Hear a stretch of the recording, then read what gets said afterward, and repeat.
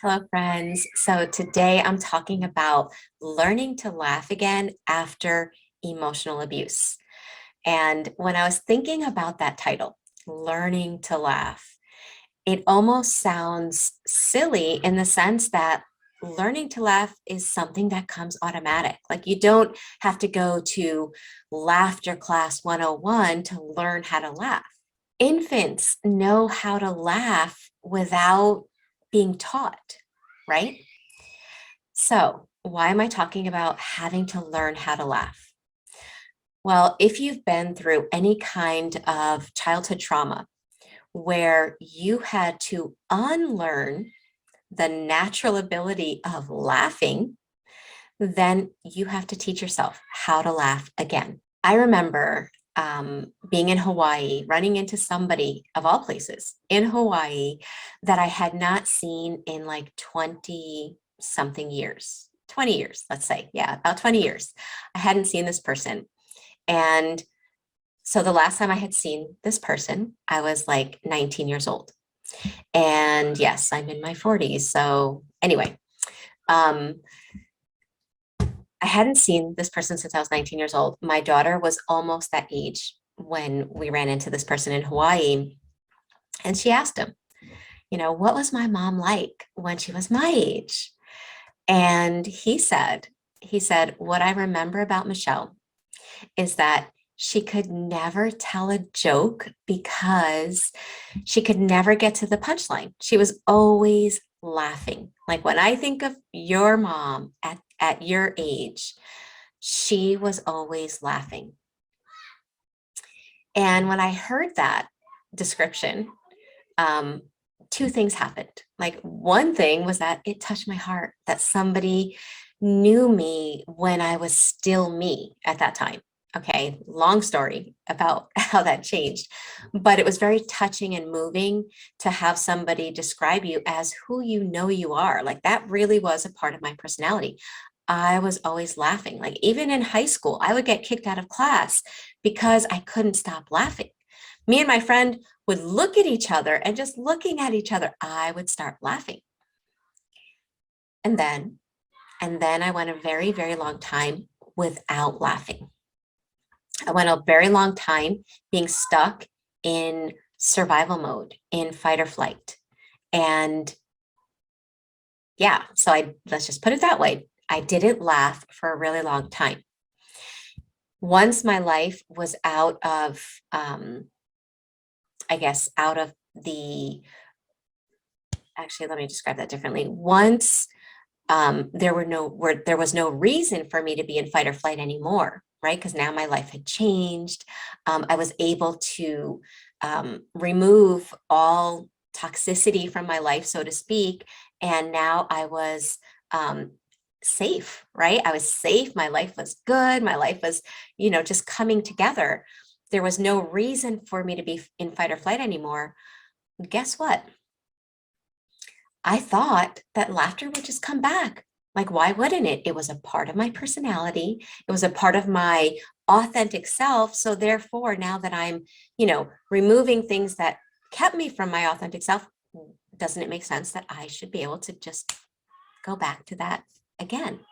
And the answer is no.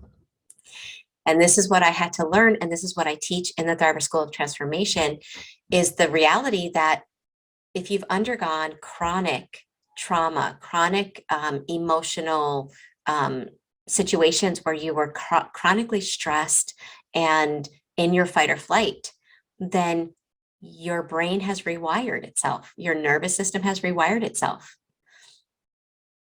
And simply changing your external circumstance does not mean your internal terrain is going to simply snap back to what it was. You learned how to stop laughing, and I should say but anyone that's been through this circumstance learned that laughter and maybe happiness was not allowed. And then you learned that, when I say learned, it was conditioned to become a part of your reality through classical conditioning, which is punishments and rewards. If you were happy and someone got pissed off and you were shamed or you were emotionally abandoned, then you were conditioned to learn that happiness and laughter are dangerous.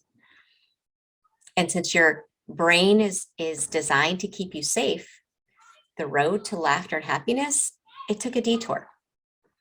That's the rewiring that we talk about. Your brain rewired so that it could keep you safe. And so maybe now the people or the person or the circumstance that conditioned you to feel that way is gone, but the pathway is still in place.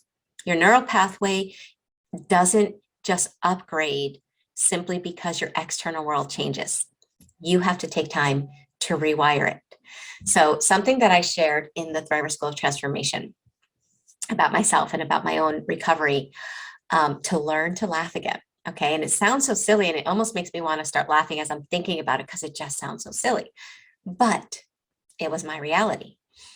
I had to recarve the neural pathways that allowed me to feel happy, that allowed me to laugh.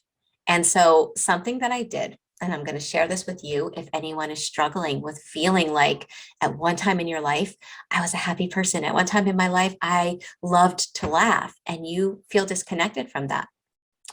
One of the things that I did was I looked up things that my authentic self would find funny.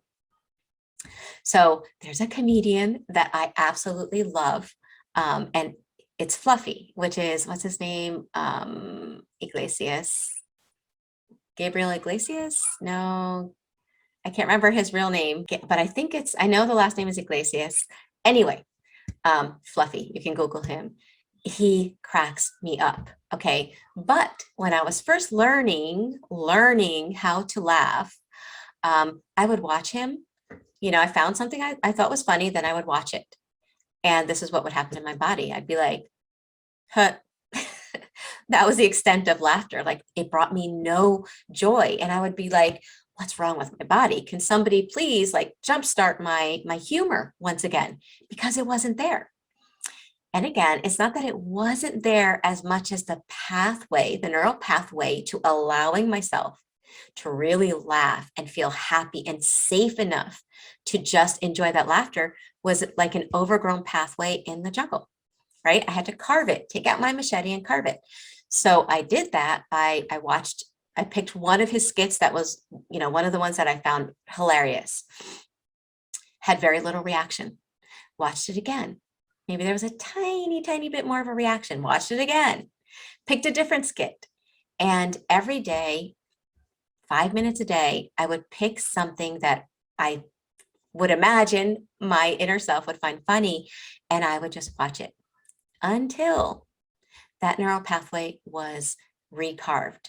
And how did I know when that happened? Well, guess what returned to my life? Laughter.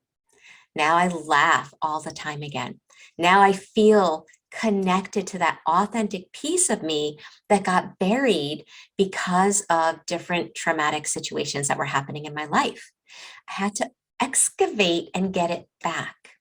And I'm sharing that with you because if you've undergone a lot of trauma, a lot of emotional, stressful situations that has changed you, you can get you back, but it doesn't just spring back when your external changes. You have to do the work. And part of the work in my case was teaching myself to laugh again and allowing myself to laugh again and feeling that laughter in my body and training myself through classical conditioning, which every time I allowed myself to laugh, I would praise myself and be like, you got this. Look, that's you. This is who you are. I would celebrate that. Again, teaching my brain now, laughter is now safe. Laughter feels good. And then it became a part of my personality again. So I hope this helps. And I encourage you to find something that you find or that you would naturally find funny. It might be America's Funniest Home Videos. It might be videos about animals. It could be silly memes or skits that you find hilarious. Whatever your humor, to something and then train your brain to stop making that detour that it learned because of trauma so that it could go back to being in alignment with who you really are. It's not easy. It can be repetitive and it can be annoying that you have to do it, but it is so worth it because the alternative is to stay stuck in how the trauma left you. And who wants that?